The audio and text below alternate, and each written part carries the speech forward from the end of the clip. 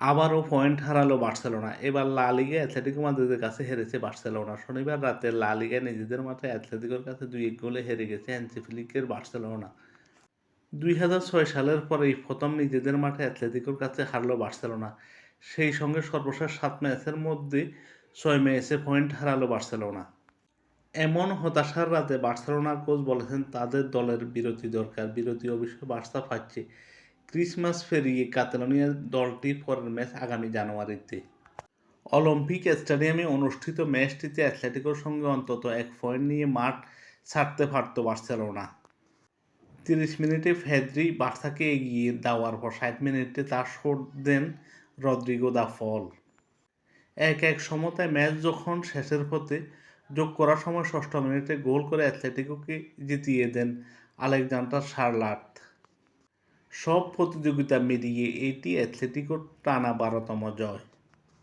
এই জয়ে পয়েন্ট টেবিলে শীর্ষে উঠে এলো অ্যাটলেটিকো মাদ্রিদ। এই মৌসুমে এখনও পর্যন্ত অ্যাটলেটিকো মাদ্রিদ মোট ১৮টি ম্যাচ খেলে ১২টিতে জয়লাভ করে ৫টি ড্র করে। অ্যাটলেটিকো মাদ্রিদের পয়েন্ট ৪১। এক ম্যাচ বেশি খেলে বার্সেলোনার পয়েন্ট ৩৮। তাদের অবস্থান দ্বিতীয়।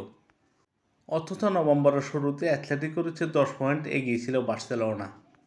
এমন হতাশাজনক অধ্যায়ে দাঁড়িয়ে বার্সেলোনার কোচ বলেছেন, এখন বিরতি এসেছে আর আমাদের সবারই বিরতি দরকার। এই ম্যাচ হারের পর বার্সেলোনার কোচ বলেছেন, এই ম্যাচ আমাদের জয় দরকার ছিল।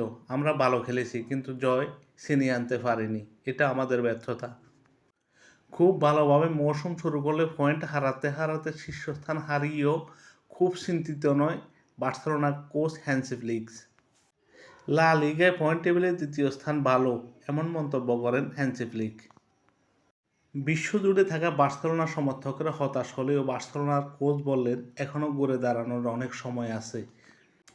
এই হারে বার্সেলোনা পয়েন্ট টেবিলে দ্বিতীয় স্থানে নেমে গেল আর তাদেরকে হারিয়ে অ্যাটলেটিকো মাদ্রিদ পয়েন্ট টেবিলে শীর্ষস্থানে উঠে এলো। লা লিগে এবারের মৌসুমে ৩টি দলের শিরোপা প্রত্যাশী Atletico Madrid, Real Madrid, Barcelona. Point টেবিলে তারা খুব কাছাকাছি অবস্থানে।